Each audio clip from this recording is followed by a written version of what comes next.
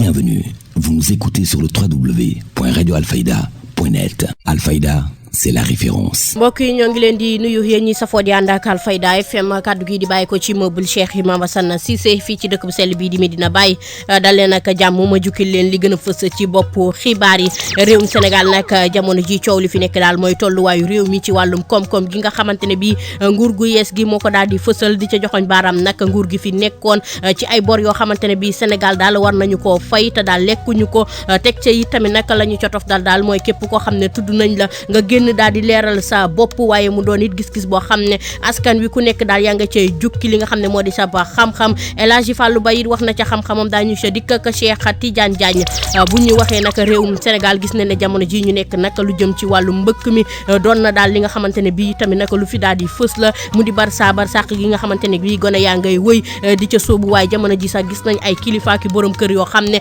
dañu cay soobu ngir dem ca biti réew te ñuy faral nag di ñàkk seenu pa bakkan muy jur nag coono ak métit nag ci njaboot gi lu jëm nag ci wàllu mbëkk mi ci biir réew mi daañ ca dikk ak Ndeye Fatou Cissé jafe-jafe nag la askan wa nga xam ne ñoom ñooy yeewoo ca lew na jàpp mbutu saw di daal di dund daal muy ndox ma nga xamante ne bii mu ngay wal di bàyyi ko ca tiwo ONAS yi daal di dugg si seen i biir kër di leen sonal daal ba jamono ji ñu nga cay sàkku saafara waaye saafara gu mel noonu yi tamit la ñi nga xamante ne bii daal moo di école Amadou Tanor Dieng ci Tabango yi tamit nag soxla ndax naal bërëb ba amul ay jumtukaay yu baax mbënd ma sonal na leen même sax nag bu toppee ci lu jëm ci wàllum wana gi tamit nag xale ya war koo jëfandikoo sax amu fa tax nag ba ñi nga xamante ne ñoo di kilifa yi ndongoy daal di ko daal di sàkku ngir ñu daal di cay indi saafara laata école bee ubbi ci nu mu gën a gaawee dañ ca dikk ci biir xibaar yi buñ ca noppee dañ ca toftal xibaaru biti réew ak Alioune Badara Diop tàggat yaram ak Serigne Moussa Kane ndar keppale ko li ci yéene kaay ak Seydina Omar Cissé mbokk yi le bokk ci li fi nar a ruusee ci ay xibaar ngeen taaxi lu tuuti ma dugg ak yéen ci yaatal week faram fàccee bi gannaaw bàkk bi lay doon. xibaar yi ak Mariama Ba. bàkk ba jim naa ba noppi Alfayda FM kaddu gi di bàyyi ko ci dëkk bu sell bii di Medina Baye juróom-ñeent fukk yu toftal la benn ngeen koy teewloo ci diwaan bu Kaolack nangaan Sénégal ak li ko wër tey nag di altine fanweeri fan ci weerum septembre atum 2024 njàppalu code sec kenn me la ñu seen ci machine bi na ma ko junjee woon ca booba noonu laay duggee ci yaatal wekk faram fàcce bi lu jëm nag ci ndaw ñi nga xamante ne bii ñu ngi jël gaal gi mu ngi woy ba léegi nag ñu koy gis ci biir réew mi ay bakkan yi tamit nag di ca rot mu doon mbir moo xamante ne bii waxtaan war na caa am ngir ñu mën a delloo si waat ndaw ñi seen xel ngir ñu bañ a di jël li nga xam ne moo di gaal googulee ngir jubali ca biti réew wàllu mbëkk mi Ndeye Fatou Cissé la ñu ca yàndal. fii la situation bi toll tey mu nekkoon ñun lu ñuy regretter nag bu baax a baax parce que lii yëpp mënoon na ñàkk mais malheureusement nous avons l'impression que sénégalais yi ñoo bëgg tox bàyyi dëkk bi parce que tey boo xoolee les profils ñëpp a ngi ci alors fii daal la mbir mi toll. diggante 2023 ba 2024 bi ñu nekk phénomène mbëkk mi tar gañu ca dëkk di nemmeeku donte ne ay bakkan ci lim yu sakkan ña nga cay loru waral ba laaj yi di jugee fu nekk réponse yi néew lool la. njaaxum la. Barsàq mel ne lu mujjee remplacer Barça ci taxawaayu ñey soobu ci mbëkk mi espoir ni ak yaakaar di wéy di yàqeeku ci ak géeju mbëbët. ñëpp ci am wàll di li nga xam ne mi ngi ñu ko doon wax ni ay kàddu novembre 2023 ci micro Alfayda FM moom mii di Boubacar Seye njiitu Horizon Sans Frontières. il faut que nit ñi xoolaat seen bopp il faut l'éveil à la fois il faut nit ñi delloo si waat seen bopp ci yàlla xam ne yàlla mooy may il faut que ñu casser nos pesanteurs socioculturelles parce que dañuy wax état bi mais nous sommes tous responsables il faut un débat de fond dialogue national pour que ñu saafara ko ñii di liggéey sax ñu ngi jaay seen liggéey di dem yaakaar ni bu ñu demee feneen mën nañ ko dindi parce que fii mënatuñ fi dund boo waxee ñu ne mënuñoo am kër ndund gi dafa cher lépp dafa cher loolu yëpp dafa ñëwaat tey Sénégal donc moo tax il faudra un débat de fond ñu toog waxtaan dans une démarche inclusive pour indi ay saafara. Boubacar Seye nag moom mooy njiital Horizon Sans Frontières nag mu ngay xamle ne du gaal gi rek sax nag la ndaw ñi di sóobu ba ci ñàkk seen nëpp bakkan waaye yoonu suuf bii di désert bi nag li muy faat ci ay bakkan daal kenn xamul nu mu toll mu doon ay jafe-jafe yoo xamante ne bii war nañu caa taxaw ngir indi ca saafara kàddoom Ndeye Fatou Cissé moo ko taataan. ñu ngi may signaler keroog Guinée Bissau Mauritanie zone de départ la Sénégal waxuma léegi zone yëpp zone de départ la Cap Vert et cetera et cetera alors ñi nekk ci désert bi ñoo ëpp am na ku ma ci ne monsieur Seye xëy na gaal yi rek la ñuy wax mais désert bi li fi nekk kenn mënul ko da ngay ànd ak nit mu sonn ba toog nii dee sa kanam doo ci parce que man appel de détresse yi may jot yëpp lu ci bëri ils sont dans le désert parce que en réalité les Sénégalais ne maîtrisent pas le désert loolu la ma wax dañuy song rek dañuy aborder un projet migratoire jël benn chemin sans xam li nekk yëpp ci biir je crois que ci désert bi la ñu gën a sonnee xam nga gaal yi sax ñoom ñëpp xam nañu pratiquement Mauritanie ngay duggee dugg Maroc fexe ba nooy duggee en Espagne mais ci désert bi ñoom xamuñu les chemins foofu moo gën a métti et je crois que quand même ni ñu ko waxee nii war nañu à partir de tey au Sénégal et dans toute l'Afrique quand même essayer de trouver des solutions gis nga zone yooyu yëpp c'est des zones de violence endémique nga jël destination Honduras Tegucigalpa moom mooy capitale bi foofu am na 12 homicides par jour 12 homicides minimum ci capitale bi nga jéggi dem Juan Pedro Sula foofu ay gang ñoo fa nekk des maras zones yooyu yëpp c'est des zones de violence endémique moo tax dafa waroon di am des sensibilisations ce qu'on appelle l'indice de criminalité et l'indice de sécurité de ces zones là booy xoolee le Brésil zone de violence endémique la dëkk yooyu yëpp ma la cité nii ak li ñuy rencontrer comme difficulté boo demee gis nga Rio Grande da nga koy traversé ña fay lab kenn mënu la ko wax mexicains yi ñi nga xam ni sax ñoo gën a miin foofu sax ñoo ëpp lañ fay lab parce que ndox mi souvent day yéeg ndox mi souvent mu wàcc donc zone yëpp effectivement la fay dee kenn mënu la ko wax ba pare gang yi ngay dajal moo tax il faudra beaucoup plus de sensibilité dafa laajaat saytu parce que tey quand même quand on fait la typologie des candidats boo xoolee on ne peut plus parler de précarité de pauvreté d'extrême pauvreté de chômage parce que quand on achète boo jëndee un billet à 6 000 euros ça veut dire que kon yore 10 000 euros sa poche kon y a un problème donc qu'est-ce qui pousse les gens à partir bu ñuy joytu nag wàllum gaal gi amit tamit beneen coow goo xamante ne bii mu ngi ci biir réew mi mu jëm nag ci wàllum koom-koom gi nga xamante ne bii nguur gu yees gi daal dina koy fësal wax ne daal dafa daal di suuxee ak i tamit nag bor yu takku yi nga xamante ne bii Sénégal daal yore na ko te it tamit nag war koo fay te jëfandikoo wuñu ko ñu cay joxoñ nag baaraam nguur gi nga xam ne moo fi nekkoon ba tax na am na ñenn ñoo xam ne jot nañu leen ca jukki te bu ñu leen tamit jukkee ba noppi nag dañu leen a bëgg a déglu ngir tamit nag ñu wax li nga xamante ne bii moo di leeradu koom-koom googulee tolluwaayu réew mi Cheikh Tidiane Diagne lañu cay àndal. coowal koom-koom gi ci réew mi ci diggante nguur gi fi jógee ak gi nga xamante ne moom moo fi nekk gannaaw ay kàddu élimaanu jëwriñ yi di Ousmane Sonko ñi nga xamante ne nag ñoom ñoo di économiste yi dal di nañ ci indi seen xalaat El Hadji Fallou Ba opérateur économique la fekk baax fii ci diwaan bu Kaolack. jafe na ñuy am surprise mais xaw nañu am tuuti surprise dañ ñu mës a wax ne dégâts bi rëy na tuuti mais mosuñu woon a xalaat dina agsi fii xam nga ne un république citoyen yëpp sociétaire lañ ci boo nee sociétaire lañ ci nag ñu jël benn société dénk la le minimum transparent war na am bonne gouvernance war na am doo nëbb nit ñi dara te li ngay def leer kon lii xew du xew waaye wax dëgg yàlla suñ nee Sénégal mun na leb 1892 milliards te inscrire uñ ko gars yi xamuñ fan lañ ko inscrire te Sénégal war ko fay dëgg yàlla dégâts mënut a gën a romb loolu te dinaa la wax tey presque xam nga 1892 milliards daanaka 2000 milliards la rek bi fi Abdou Diouf di jógee 500 milliards mu nekkoon budget Sénégal mel ni budget ñeenti année la gars yi dugal ful kenn xamul. li mat a leeral nag jamono ji te mënta ñàkk mooy ñi nga xamante ne tuumaan nañu leen ci mbir mi rawatina ñenn ñi nga xamante ne dañoo yoroon ay poste de responsabilité ci fànn gu ñu mel sénégalais yëpp ñu ngi leen di xaar ngir ñu indi ay leeral nu mu gën a gaawee. tant que yoon newut lii yow yaa ko def kon kenn mënul wax na yow yaa ko def waaye nag joxoñ nañ leen baaraam nañ ci tontu Amadou Ba mu nekkoon premier ministre mais avant d'être premier ministre il a été le ministre de l'économie et des finances ku wax PSE daanaka moom moo piloté woon yëf yi terre bi xam nga lu mu ñuy coûté 1000 milliards lañ ci def chaque mois trésor day génn ay milliards di def compensation bi parce que étude de faisabilité bi moo faussé. di gis FMI banque mondiale ak yeneen yu mel noone nag premier ministre Ousmane Sonko bi muy yëkkati kàddu gi wax na ci yu mel noone ñu bëree bëri am tiitaange ne loolee nag ab pootu biir néeg la opérateur économique bi moom gisewul noonu. ñu bëri sax da ngay dégg ñuy commenter naan est-ce que bailleurs de fonds yi du ñu xaw a ragal comme xam na ne autorité yi mais autorité à l'époque ñooñu bu ñuy ragal ñooñu la ñuy ragal waaye ñii nga xam ne dañoo osé ñëw wax dëgg feebar pour nga faj ko foo nga xam li dal waa ji suñu partenaire de développement yi muy FMI banque mondiale coopération bilatérale yi yeneen dëkk yi parce que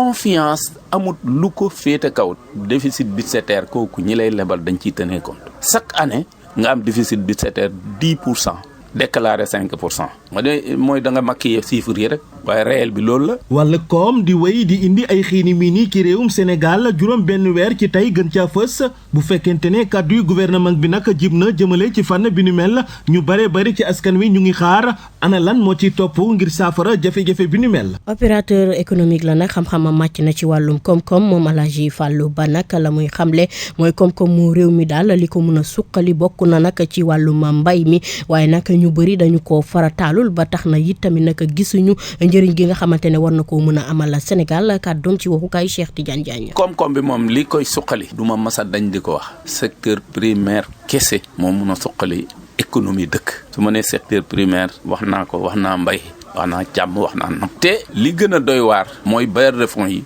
sawaruñ ci investir ci mbay yow yaay autofinancé sa bopp damay joxe benn exemple rek autoroute bii yi nga xam ne ni tey mooy bijou Sénégal bi ko Ablaye Wade di tàmbali song na bailleur bu ne ñëpp ils sont refusés comme wax rek ñu ne ko non lii teel na ci Sénégal lii wax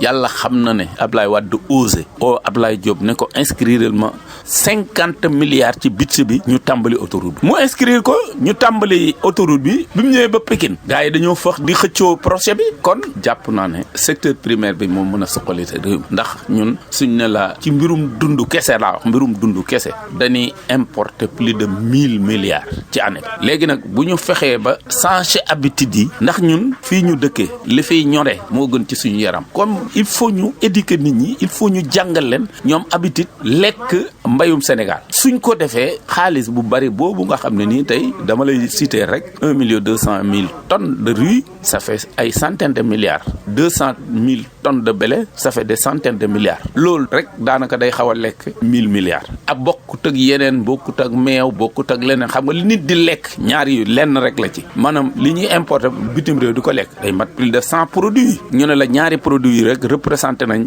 500 milliards wala lu ko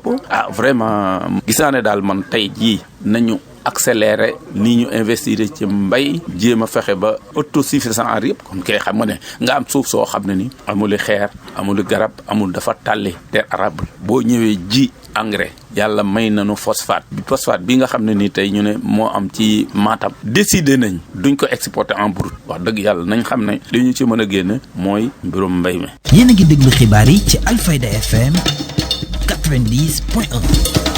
juróom-ñeent fukk yu toftal benn ci diwaan bu Kaolack nangaan xarala yees yi tax ngeen koy teewloo ca biti réew ñu dem ca beneenu ba xibaar ñuy waajal nag ubbiteep école ci Sénégal fii ci diwaan bu Kaolack nag bërëbu jàngikaay yu bëri nag mbënn mi da leen daal di songu bokk ca nag école élémentaire bu Amadou Tanor Dieng ca Tabangoy moo Talla Fall nag bokk ci mbootaayu waajuru ndongo yi daal àdduna ci melokaanu école boobule ci waxukaayu Cheikh Tidiane Diagne. waaw fii ñoo ngi fii ci digg Tabangoy ci école bu ñuy wax école Amadou Tanor Dieng mu nekk fii ci digg Tabangoy waaye école bi moom daanaka chaque année ma wax ci su ma juumul ren mooy ñu ngi ci suñ 16 ans xaw ma 20 ans li ko manqué daal bëriwul chaque année dinañ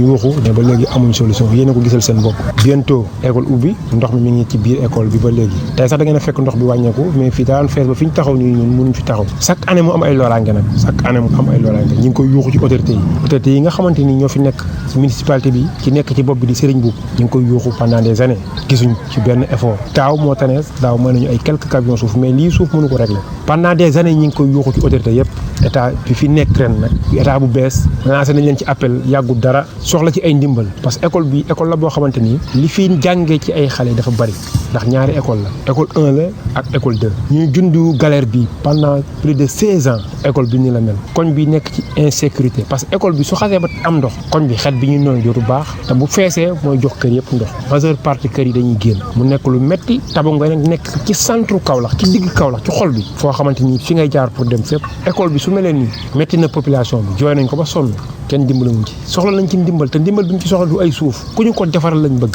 ki nga xamante nag lañ ciy xaar muy première muy monsieur le maire de Serigne bi ñu ko ci lancé appel bu baax a baax a baax gis nga école bi daaw dama lay wax école bi daaw man mii en personne maa lijjanti 16 camions suuf 20 mètres sotti ko ci école bi pour nit ñi élèves yi mën a jàng 16 camions suuf 20 mètres maa jënd ay bale bi école ubbee ñu ànd ak sunu Serigne bu baax bi ñu koy remercier muy sang Cheikh Ndiaye ma dem fa seeti ko mu boole ma ak taalibe yi ñu dugg nettoyer classe yëpp pour élèves yi mën a dugg ñoo koy toppatoo yi nga gis nii pour xale yi di ci foyer di ci football maa ko fi def ci samay propre moyen kon ñun ñu ngi ciy góorgóorlu daaw année scolaire bi hivernage bi yëpp fi laa nekk sapeur ñoo ma jox benn moto pompe trou bii nga gis maa ko fi bënn di màq ndox mi def raakool fii di ko fi jaarale muy dem ba ndox amatu fi ma indi 16 camions wàcce ko fi mairie bi ñoo ma aal daaw tracteur ñu tasaare ko mais loolu du solution école bi. li bërëb bu jàngikaay bi nag di école Tanor Dieng ñàkk nag bari na lool lu ci mel ni sax jumtukaay yi nga xamante ne bii moo nekk ca classe ba lu ci ëpp daal baaxul waaye sax nag lu jëm ci wanag wu ndongo yi mën a jëfandikoo it tamit nag doonut lu baax ca diwaan boobule ak i tamit nag wàllum kaaraange bu ñu sukkandikoo ci wéyulu kàddu moo Talla Fall Cheikh Tidiane Diagne moo ko taataan. biir classe yi manquement yi ci am rek dafa garaaw classe yi amul table banc classe yi seetul classe yi yow sa doom pour mu jàngee fii tout un problème te moom lañ am moom la ñuy tiitaroo il faut que suñu xale xale yi jàngee fi mënuñ jéggaani xale bu ndaw mënoo ko bàyyi mu traversé dox ay kilomètres pour dem jàngi fi mu gën a jege nga koy bàyyi mu dem jàngi mais fi muy jàngee baaxul dañuy débrouiller rek soxla nañ ci ndimbal trop autorités yi nekk ci dëkk bi ñëpp nag bàyyiwuñu kenn ak bonne volonté yi def ci yàlla tax ñëpp ak sëriñ si ñu ngi leen di lancer appel ci école bi ñu dimbali ko yàlla rek tax école bi li ñu ciy def ci camion suuf bañ ko dalee kaas ak léegi mu mat 150 camion mënul régler suuf mënu ko régler kii dañu ko war a defaral li ñu mënoon sensibiliser waa koñ bi ci sensibiliser leen pour ci école bi ñu ngi koy def mais xam nga nag parfois nit ki da nga koy bàyyi mu dem ak boppam boo juree sa doom responsabilité yëpp yaa ko moom am na ci ñoo xam ne seen doom yi fii lañ doon jàngee ñu xool école bi situation bi mu nekk wóolootuñ ko parce que classe yi benn amul ci sécurité benn classe amul ventilo amul table banc amul dara lu baax léegi nag ñooñu dañuy préférer li seen xel dal mooy ñu jël seen doom yóbbu feneen teewul ñi fi nekk tamit ñuy sensibiliser am na ñoo xam ne seen doom yaa ngi fi jàng école bi chaque année day am ay élèves macha allah moom élèves yi dinañ fi bari parce que koñ bi yëpp fii la ñu indi seen doom yi mais teewul baaxul amul toilette yooyu gis nga ko kenn mënu fa accéder ñaanoon naa fi maire bi daaw pour ñu defal ñu toilette yi fii ci bunt bi pour xale yi mu jege leen nga xamante ni fii taayu soxlaa seen bopp danañ fa mën a dem mais toilette yooyu amul accessibilité pour xale yi mën fa dem te xale parfois day soxla lu mel noonu su nekkee ci école léegi fan la koy defee école bi li fi manqué dafa bari vraiment jooytu nañ ba sonn li fi manqué dafa bari waaw message bi ñu lancé mooy ñu sigi gestu waa Tabangoy xam ne bépp autorité bu fi mës a jaar di def campagne Tabangoy participer nañ ci say mbir ba ci élection présidentielle yi Serigne Boub dama ko jëlale école bi mu fi campagne bureau de vote yi moo ko gañ yëpp présidentielle Pastef ñoo gañe 8 bureau de vote yi lu mës a am Pastef ñoo ko def fii ci école bi te loolu ñun ñoo porté woon combat boobu mais porté wuñ ko pour fan ay Pastef pour fan ay Serigne Boub dañ koy def pour suñu quartier pour bu ñu faloo ñoom ñu gestuñu suñu quartier loolu moo tax ñu koy def kon ñu ngi leen di lancer appel di leen wax ne Tabangoy jàppale na leen mais de retour yéen faalewu leen Tabangoy population bu Tabangoy nag dina jël ay responsabilités par rapport ak loolu bépp élection bu fi amati bépp autorité bu fi ñëwati ñun suñu discours ak yow dinañ ko xam te buñ la waxee di nga dégg lu ñu la wax néew duñ fi di raay kenn xamul lu ñuy ànd ak autorité yi mooy nga jàppale suñu fi ñu dëkk ñu mën la jàppale mais pousse la ba nga tàkk nga dem bàyyi ñu moom defatuñ ko. mu mel ni nag jafe-jafe yi fépp la ci diwaan bu Kaolack ndox nag bu taxaw bañ a dem nag fees bay dugg ci seeni kër foofulee ca diwaan bu Léona nag jàpp ca wetu Mbutu Sow askan wa nag di xamle ne mbalka ONAS yi daal ñoo ko daal di waral tax yi tamit nag ñu nga cay sàkku saafara ndax ndoxu ONAS yooyu le ndoxu foos la te mën na leen a jural jàngoro diwaan bu Léona Aliou Badara Diop moo ñu fa teewaloon. askan bi nga xamante ne yeewoo ci diwaan bu Léona jàpp boori Mbutu Sow si njàqare nag la ñu yeewoo ginnaaw bi nga xamante ne nañ nemmeeku nag ndoxu téye ONAS bi nga xamante ni nag dafa refoulé dugg seen biir kër yi jur nag ab janaxoo Omar ñi ngi donc situation bi mooy bi ñu tawee ba sewet ba léegi nii lañ nekkee mooy dañu xëy gis égo yi du tawaan léppay versé moom du taxaw mais ñu xëy gis koñ bi yëpp kër yi yëpp fees ñu woowaa ONAS photo ko envoyé leen ko ñu ne ñu waajoo seen oto bi dafa dem weekend suñu xale yaa ngi ci suñu biir néeg yi génnuñu suñu mag ñi mënuñ génn fu ñu toll nii ñi nga xam a dëgër rek ñoom mën a génn yow situation bi gis nga ko voilà gis nga kër yi ni mel kenn amul foo jaar njeexital yi nag foo ko natt wees na ko ndaxte lu ne nag mën na ci topp jeexital bi mooy microbe la mën na jur lu nekk parce que égo ONAS bi nga xam ne suñu douche yi fa la branché loolu mooy génnaat dugg suñu biir kër yi c'est-à-dire du fekkoon sax ndoxu taw mi mën nañ ko toléré mais égo ONAS bi ndox mi mooy génnaat du dugg suñu biir kër yi du dugg suñu biir néeg yi te loolu ku dee xam na ne rek mën na andi lu nekk parce que ndoxu foos la mu versé refoulé génnaat dugg suñu biir kër yi ak suñu biir néeg yi loolu mën na jur lu nekk microbe la yaay booy bile nag di woy ci tuuru Khady Keita ñu gis ko mu sol ay dàll bot yu gudd lool ñu jàpp nag jamono toll moom dañu nekk cas d'urgence rax ci dolli nag xeetu ndox mi moom foog ko natt wees na ko barke yàlla kañ métti soo ba léegi ba ñu yeewoo mënuñoo fexe ba def métti na moom ñun moom fi mu toll nii moom cas d'urgence lañ nekk nañu ONAS dimbale ngir yàlla ak yeneen tibiré te dañoo yor ay xale te lii àndul ak ay nit parce que ndox mi poxota la dafa salte xasaw na xiiñ na loo eau de javel du tax tamit mu sa kii daal nañu dimbale daal cas d'urgence lañ nekk daal yéeme na lool sax ginnaaw bi nga xam ne interpellé nag ñi yor wàllum ONAS bi fii ci diwaan bu Kaolack Ndangaan mu mel ni nag kàddu yooyu lée dafa tàbbi ci nopp ku tax ndaxte nag amuñ benn retour boo xamante ni jàpp nañu ni dañ leen mën a sauver ci jafe-jafe yi nga xamante ni nag ñu ngi koy jànkoonteel ay bës a ngi nii Abdoulaye Ndiaye nag dëkk ca diwaan bu Léona nag la muy xamle daal mooy ndox moomu li nga xam ne mu ngay bàyyi ko ci mbalka ONAS yooyu lée ba mu tàmbali daal ñoom jël nañ ci ay jéego woo nañu ONAS daal waaye amul benn yoon boo xam ne addu am na ca seen po woote googule kàddoom Aliou Badara Diop moo ko taataan c'est-à-dire ñun moom depuis presque une semaine mi ngi nii les fois daal ndox mi day retourné ñun dañ doon jàpp ne sax peut-être bu defee benn 30 minutes après day dem mais il s'est vu que temps yi daal 2 jours yi ndox mi day def retour bu bari man damaa jàppoon ne sax peut-être sur suñu regard yi ñoo am problème mais malheureusement regard bi nekk ONAS bu mag bi moo am problème te aussi bu ñu amee problème peut-être ñoom lañ mënoon woo nañ leen bu ñu leen wooyee aussi tey dañ ne ñoom liggéey te temps yëpp dañ koy gis ñu ngi gis la plupart ni affaire yi mel nii xam nga lii boo xoolee tam si rafetul yaa ngi am ay xale am ay jigéen buñ bëggee di dox ci ndox mi feebar yi ñuy am rek mooy loolu c'est-à-dire ñun bu ñu ci dimbale moo gënoon te ñoom ñoo yare li nga xam ne ñoom ñoo ko mën a defar ñoom ñoo war a defar surtout ONAS la nag ndax ñun loolu yëpp luñ ko teg ONAS la ndax ñoom ñoo ñu branché seen tuyau yi kon bu ñu amee lii nii bu ñu leen wooyee la moindre des choses waroon nañu mën a ñëw sax présenté wu wax ne lii ak lii ñu mën a xam loolu daal loo ñu mën a métti luñ ci dimbale daal lu ñu ci dimbale ñu jël métti na lool 2 jours a ngi nii man tey ji dama waroon def cours fii ci biir kër gi mais malheureusement nan laay defee cours gis nga ko yow gis nga ko xam nga lii mënoo fay def cours ak ay xale gis nga ko te teg naa wàccee nañ baa yi wàccee nañ yëpp mais malheureusement mënuñ def cours bu ñu ci dimbale woon daal ñu jël ndaxte mënuñ jël aussi bàyyi lii nii mu def 2 jours nan la ñu dundee fii nan ngay lekkee fii boo xoolee bu ñu ne tuyau ONAS yi ça veut dire que fosse septique yi mooy génn fosse septique yi li ci génn feebar la donc li ñu ci dimbale daal ñu jël waaw ci yéen lañ amoon ci yaakaar moo tax ñu woo leen ndax dañ ne buñ ko wooyee peut-être Alfayda dañ mën a xam suñu doléance dañ xam lu ñu métti waaw métti nañu nag man bi ma xëyee suba ba léegi nii génn ma maa ngi nii tëdd sincèrement métti na lool. yéen a ngi déglu xibaar yi ci Alfayda FM 90.1.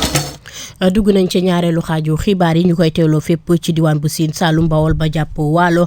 jafe-jafe yi nga xam ne nag diwaan bu Touba nag ñu ngi koy dund ci wàllum mbay mi ba ki nga xam ne moo di xalif général des Mourides nag jël ci ay jéego ci jàppale ñi nga xamante ne bii ñoo ca daal di loro ka ña ca am jafe-jafe njàppal gaa ngay wëy ndax ñi nga xamante ne bii daal ñoom ñooy mbootaayu ñi nga xamante ne bii ñoo di kilifa yi maanaam borom nombal tànk yi nga xam ne ay murid nañ daal di nañuy dajale daal lu toll ci 250 millions daal di koy jébbal xalif bi ngir itam nag lu jëm ci mbënn moomu li nga xam ne sonal na askanu Touba Mamadou Moustapha Mbaye la ñu fay fekk. kuréel gi nga xam ne moo dajale homme d'affaires murid yi ñëwoon ci Serigne Mountakha Mbacké xalif général des Mourides jébbal ko 200 millions ak juróom fukk ngir jàppale ko ci coono yi nga xam ne ñu ngi jànkonte ak moom ñeel inondation yi am ci dëkk bi rawati sinistre yi nga xam ne am na nay soxla Serigne Bassirou Mbacké Abdou Khadre yëkkati fay kàddu di wax ne Abdoulaye Dia Séniko woo na ko téléphone di sàkku ci xalif général des Mourides ñu bàyyi leen ñoom ak talibé yi ñu saafara jafe-jafe yi nga xam ne Touba mi ngi koy dund ci wàllum assainissement ak wàllum ñàkk ndox mu neex. sëñ Abdoulaye Dia mii kat yéenam àgg na ci beneen ma sëñ bi sax dafa war a woote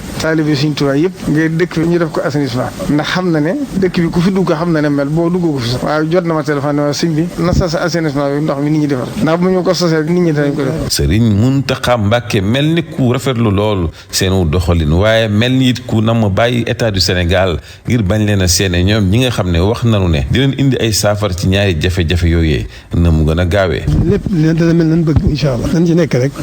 rek dana mel nan bëgg xam ngeen ne kenn jiituwu leen ci. Mamadou Moustapha Mbaye Touba Alfayda FM. bàyyi ko ca Touba ñu dem nag ca diwaan bu Kolda lu jëm nag ci wàllum mbay mi doon it tamit nag li nga xamante ne bii dafa am solo waaye liggéey yëpp foño yi tamit nag ñu ci tàggat ñi nga xamante ne bii ñoo di ndaw ñi nag ñu taxawal fa ab centre boo xamante ne bii ñi nga xamante ne bii ñoo di SOS Sahel International ñoo ko fa daal di taxawal ngir mën a jàppale ndaw ñi ki nga xamante ne bii moo di Abdoul Aziz Sagna moom mooy délégué général ak adjoint SOS Sahel International boobulee la ñu ciy teewlu. centre de service agricole de proximité bon boobu mënuma ko traduire ci wolof mais centre de service agricole lan la mooy producteur foño yi doon leen war a professionnaliser d'abord doon leen former pour ñu mën a comprendre les itinéraires techniques de la culture de foño léegi soo amee un professionnel dafa soxla jumtuwaay pour mën a liggéey jumtuwaay donc centre bi daf leen di andil jumtuwaay yëpp yu ñu soxla donc notamment am na tracteur am na décortiqueuse am na cribleur am na bateau donc loolu la ñuy utiliser véritablement ak le petit matériel aussi mooy ay bâches yi pour partie post récolte foño bi loolu moo leen di mën a permettre léegi l'association des producteurs de foñon et de sésame mooy gérer centre bi donc avec ses membres ñoom ñooy xayma service bu nekk ñaata la war a jar par rapport aux membres donc tout à l'heure mu ngi mënoon ne pour décortiquer foñon bi fixé noonu prix bi à 50 francs le kilo donc xaalis bu ñuy jëloon moo leen mën a permettre su machine bi paane duñu xaar kenn pour mën ko réparer ñoom ñooy centre bi day permettre centre bi mu autonome mën a financer boppam mën a renouveler matériel am mën ko réparer su fekkee panne donc loolu mooy assurer pérennité bi centre bi continuer di développer te ñun loolu doon wax maire bi il faut que ñëpp jàpp si pour que centre bi mu doon un centre de référence pas seulement pour le foñon mais mu mën a accueillir demain d'autres spéculations comme ça centre bi bépp initiative bépp partenaire bu ñëw pour accompagner l'enquêring ou bien les producteurs centre bi doon référence lépp lu muy def mu def ko parce que ils nous ont dit maire bi jox na leen presque plus de 2 hectares donc c'est que veut dire qu'il y a suffisamment d'espace il faut un bon aménagement pour que centre bi continue grandir que toutes les initiatives mu capter centraliser toutes les initiatives agricoles pour le développement de l'agriculture pour que l'enquêring am véritablement une économie locale autour de la filière foño mais aussi autour des autres filières porteuses. taxawaay bu ñuy xaar mooy taxawaay boo xam ne buñ ko mettre en place parce que ñëwuñu rek andi matériel bi liggéey noonu ak ñoom wan leen ne centre de service nu muy fonctionner donc formé noonu travail noonu beaucoup ak président union bi président association producteur bi formé aussi le gérant du centre pour wan ko ne un centre dafa war a am soubassement logique économique ñun lu ñuy xaar ci ñoom mooy dynamique économique bu leen impulsé noonu ñoom ñu appliqué ko. Sud Bay Daara nag taxawal li nga xamante ne moo di projet si vacances agricoles yi nag mu jëm ci tàggat nag ndaw ñi ci wàllu mbay meek sàmm gi ci alam yi ñu ko mën a defee ak suuf si nga xamante ne bii moo baax ngir ñu mën a di amal li nga xamante ne moo di yëngatu yooyu lee Ibrahima Diallo nekk nag koo xamante ne xam-xamam màcc na lool ci wàllum fossé la ñu ciy teewlu ci micro Papa Dialli Badji. dañuy wax vacances agricoles souvent vacances agricoles jeunes yi am na lenn loo xam ne am nañ ko permettre nañ leen ñu am tey lu ñuy wax jiwu dans le maïs ak yooyu dem defar seen i tool pour war a mën a am seen alalu bopp seen koom boo xam ne dina leen téye di leen téye ci seen gox nga xam ne dootuñu demati fen di jéegaani di dem feneen loolu je pense que aspect bu important deuxième aspect bi mooy maanaam dañ leen di tàggat jox leen semence bi mooy lan yu ñu def mellifera mooy xeet garab yi soo ko jiwee si demee ba jàpp nag xar dara waratoon foo mën a romb mooy maanaam dafay yiir dafay protéger zone boobu yëpp soo ko xoolee 1200 hectares bu ñu aménagé amul benn barrière amul leneen nag yi dañuy jàll di dem ak yooyu mu indi ay yàq ak mën a indi histoire entre ay nit yi neen la entre les agriculteurs et l'élevage soo ko waxee ci dëkk bu ci nekk am na béykat am na sàmmkat ak yooyu nag bu ñu leen defaralee téere bu ñuy wax le POAS le plan d'occupation d'affectation des sols dañu ne téere boobu duñ ko jël rek def ko ci tiroir yi ou et cetera nañ ko jëmmal koy jëmmalee lenn la ñuy def am na suñu wax ressource naturelle lépp a ngi ci xeexu daay c'est-à-dire les feux de brousse mooy maanaam feu de brousse amee daay bi si tàkkee nag yi duñu am lu ñu lekk suñu amul lu ñu lekk dañu dem ci kër yi te dinañ dem ci tool yi ñen ni ak yooyu moom lañ la wax ñu defal leen eaux vives yooyu yëpp mooy maanaam pour mën a sàmm daal di wone ne maanaam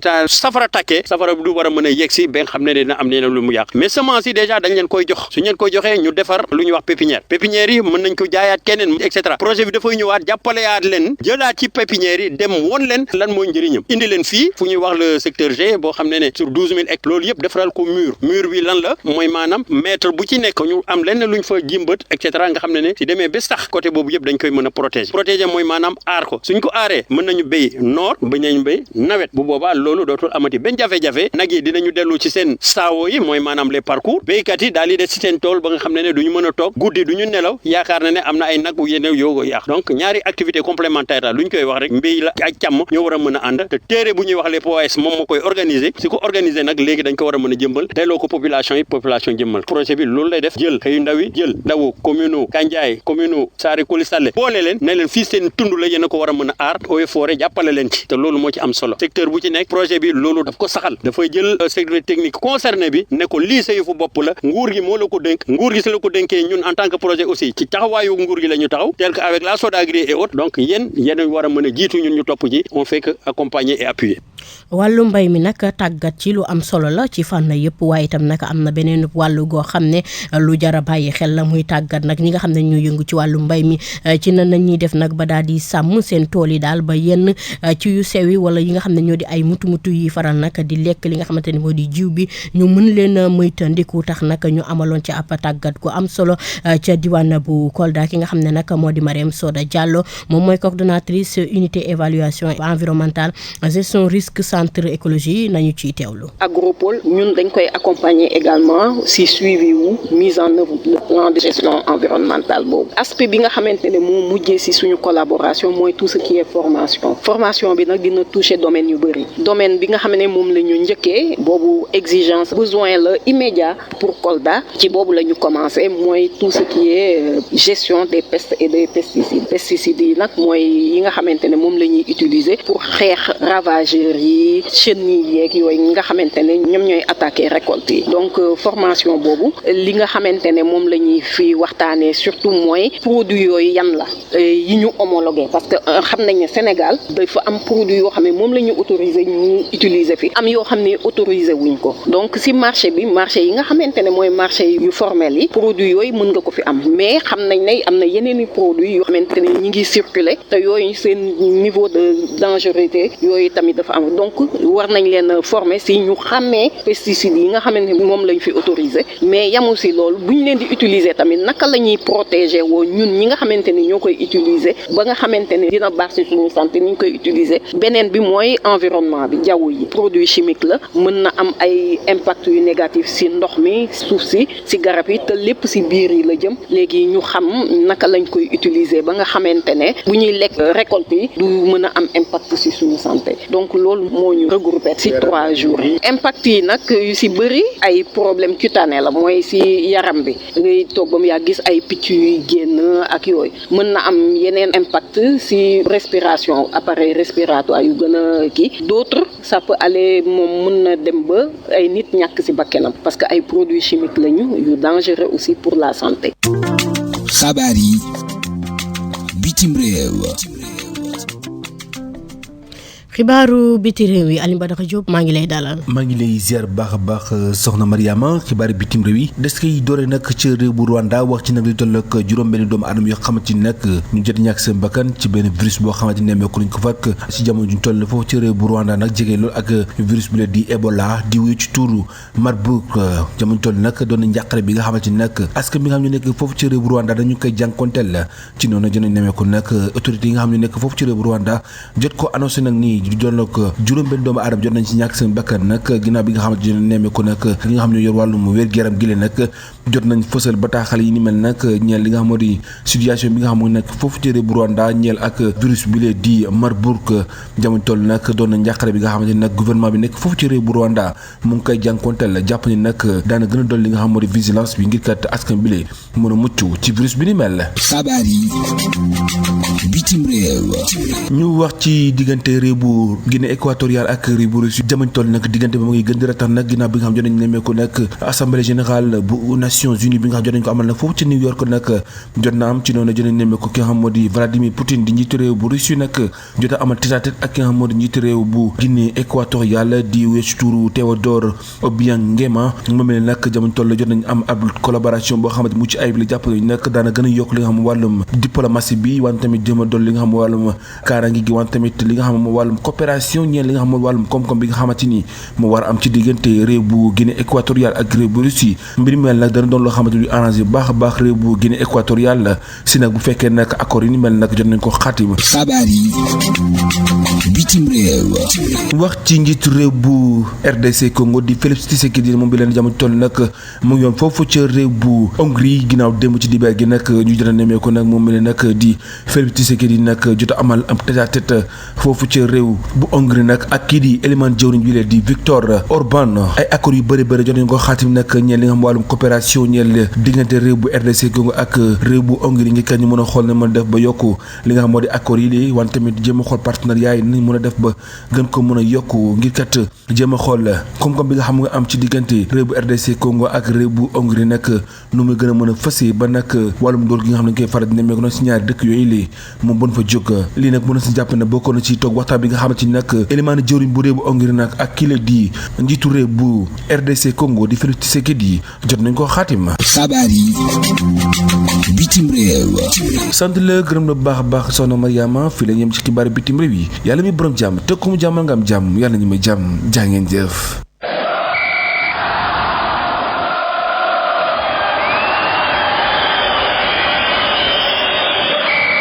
xabaaru tàggat yaram.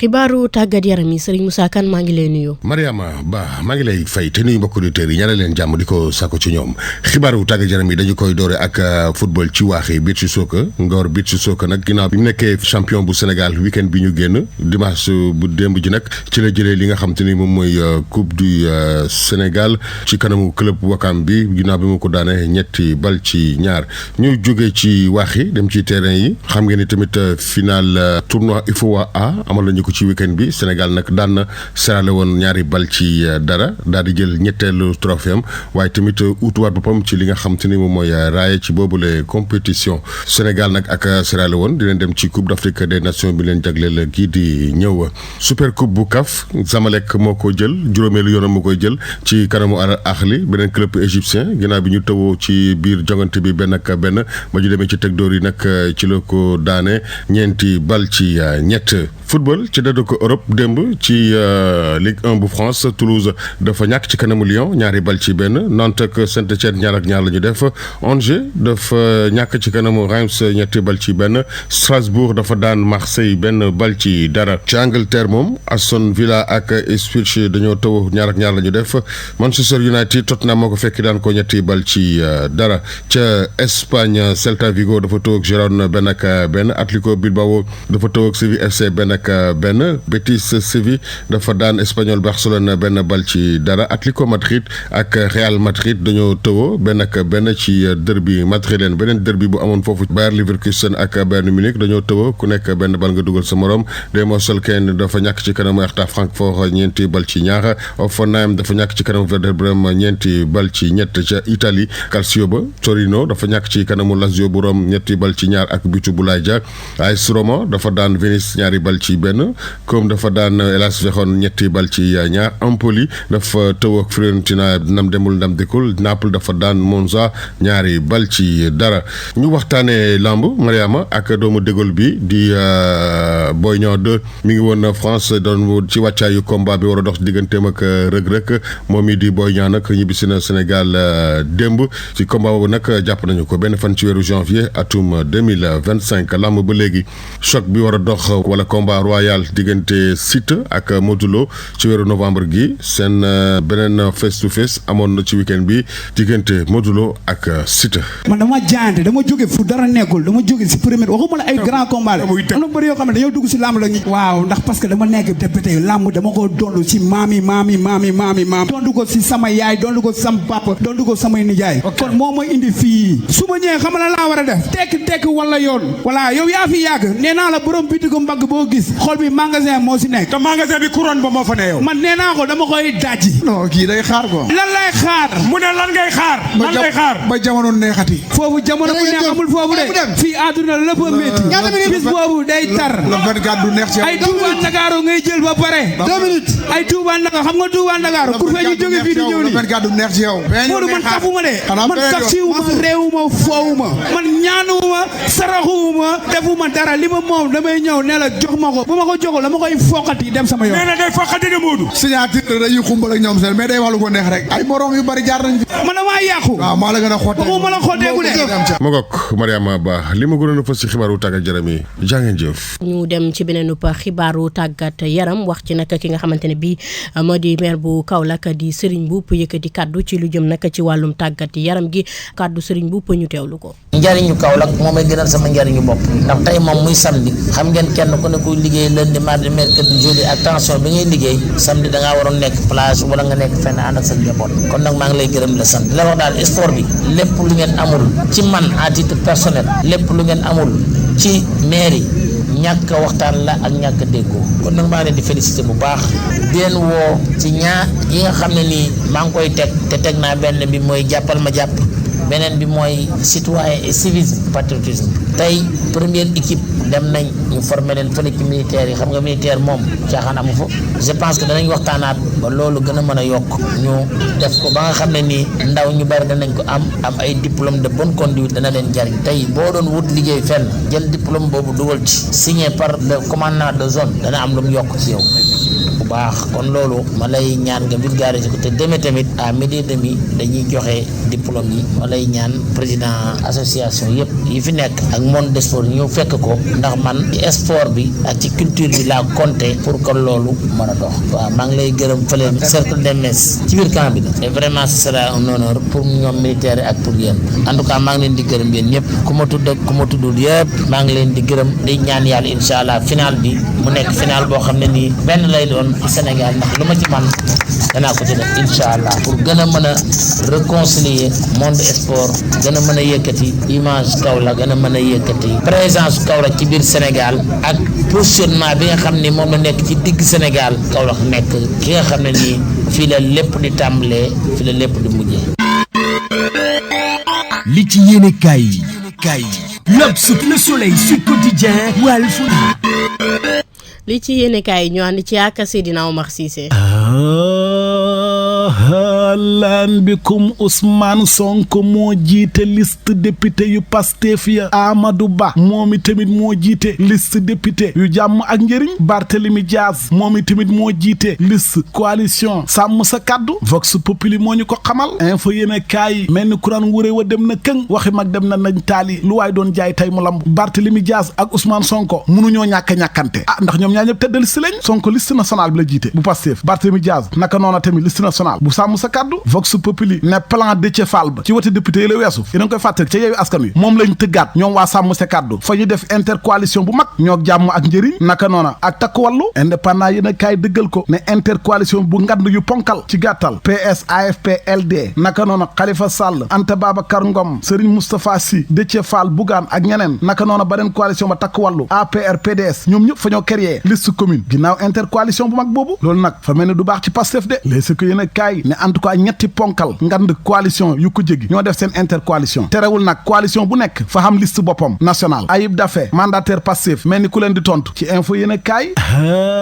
yow seetal Ayib Daffé fa wax ne coalition yooyu ngeen di tudd moo xam ñoom Barthélemy Diaz ak Amadou Ba ak Bougane Gueye Dany ñoom ñëpp tiitaluñ Pastef ndax ñooñu sénégalais yi gëmuñ leen wote yi weesu dëggal na ko ay 1% 0% 2% ñoo ñëpp boo leen boole lu ñuy bëri sénégalais duñ leen wote sikki nekku ci ne Pastef ak ay alliés yi nga xam ne ñoo bokk ci liste bi fa ñu xuuf pa député yi gën a bëri ñoo koy xam ndax sénégalais ñoom leen wóolu laas yéen a kaay mel ni kuraan ko li nga wax fay ragal mu xam de Pastef gàddu ndam li yow opposition bi nga xam ne defarul liste yi ñu defar tax na parti yu bëri ak coalition yi fi mu toll ni fa ñoo tas gaa yi ngay démissionné loolu baaxul ci ko jégi l'observateur dëggal ko ne defarul liste yi kay fa tax ñu bëri fa ñoo mer ba bokk na ci Abdoulaye Diouf Sarr moom fa nar a tekki ndomal tànk bàyyi waa APR yi ndax fa wax ne moom lan moo tax jiitaluñ ko ci liste département bu Dakar docteur Malick Diop moom it bàyyi na AFP Zator Mbaye naka noona xaw na yoonu ba Vox Populi na ko jeex a gudde PDS timit fa ñoo nekk ci crise ndax Doudou Wade ak Tafsir Thioye Pape Sayer Gueye Hawa Abdoul Ba ñoom ñoo ñëpp fañ leen a dàqee PDS kajji leen ca biti ndax ñoom fa ñoo wax ne d'accorduñ ci PDS ànd ak APR ci wote yi ñoom ñooñu ñu dàq nag fa ñoo mer ba futt xam nga lu ñu wax fa ñoo wax ne Karim Wade traître workat bu mag la moo dàq wor ci histoire politique Sénégal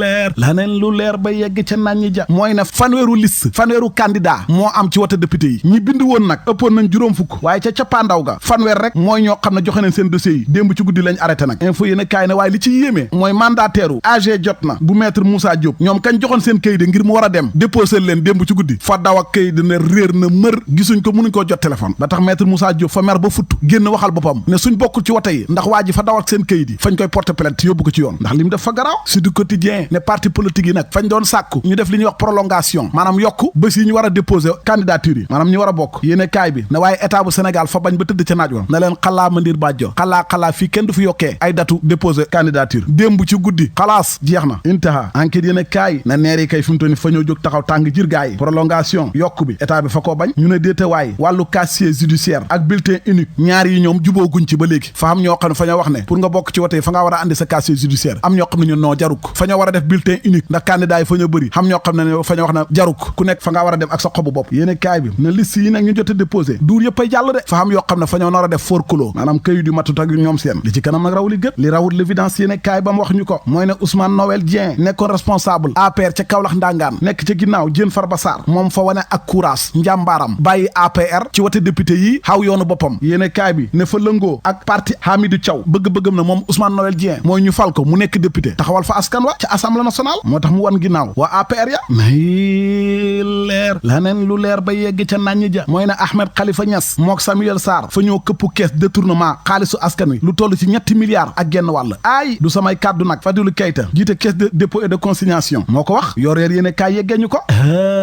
yow seetal xibaar yu garaaw moom la Fadilou Keita wax fa wax na daal fa xam ay oto yoo xam ne fañ koo mayoon réewum Sénégal léegi Ahmed Khalifa moom faxe ba mook Samuel Sarr andi oto yi mujj jaayaat ko te moomuñ ko état bi lañ ko mayoon révélation yéene kaay ne Ahmed Khalifa Niass na tontu na fa wax na Fadilou Keita loolu mu wax du dëgg te faa koy porter plainte point actu yéene kaay ne Fadilou Keita fa dëggal li fi Ousmane Sonko waxoon atam yéen a ngi fàttaliku fa wax ne Macky Sall mii mën nañ koo topp ci yoon ci lu yomb ndax fa def li ñuy wax haute trahison war askanu Sénégal mbiru 94 milliards yi nee na bu Sonko tegee fi ci table bi sikki nekkut ci ne Mamour Diallo ak Tahirou Sarr danañ dem ci kanam yoon fa caa yokk moom Fadilou Keita ca l'Observateur ne moom biñ ko falee caisse de dépôt fekkul fa sax lu ëpp 300 millions gars yi fa ñoo këlamti ko xaalis ba Tribune yéene kaay moom fa xëy di laajte ne tappale gi ci wàllu budget Sénégal bee koom-koom biñ doon jox waa FMI ci jamonoy Macky waa biñ koy def nga xam ne Ousmane Sonko ak ministre yi ñoo ko fi waxoon fan yee weesu yéene kaay bi ne waa loolu bi mu am fan la Oulimata Sarr ne woon ak Cheikh Diba Maguette Dieng ak Bamba Diop ba ca Al Amin Lo gëm sa bopp nag fay sàkku ci Cheikh Diba mu tekk ndomal tànka Libération na ko voilà Cheikh Diba moom pourtant nag Bougane fa fay wax bërki Dembo Ndiaye ne mi ngi woon ci réew mi fa bañ a dem ca ndajam ñoom Sonko ma bi ñuy leeral xaalisu askan wi ak tooxi doona yi fi Macky def ak ñi ma àndal waaye ndeke lii dëgg mooy Cheikh Diba nekkutoon sax Sénégal démb nag la ñib si wal fa jëri yéen kaay moom fa xëy addu ci wàlluk wàññeeku beeg ci budget bi naka noona tamit fa addu ci dund gu métti géeg ñàkkam xëy meeg liggéey yeeg yi ni mel syndicaliste yi ña ngay wax seen ak njaaxle la mu ñu wax moom teral yéen kaay mooy concept armée nationale jël askan wi ñu dem ci armée bi ñu jàngal leen citoyenneté xam lu bëri ci réew ak doxaleen bi ak taxawaay bi ñu ci war a xamal moo tax sëriñ bu maire bu Kaolack fa initier concept armée nationale ñoom éli la ko yo fa ñoo demoon sa soldat sa de ñu leen di tàggat ña faatu waatati ca ndox ma mooy xab gaal goo xam ne fa suuxati ca Canary GP yéen kaay na juróom-ñeenti doomu aadama ñoo ca faatu ñeen fukk ak juróom-ñett fa ñoo réer kenn gisul leen la mu gis ba wax ñu ko moom l'Observateur mooy mbir mu yéeme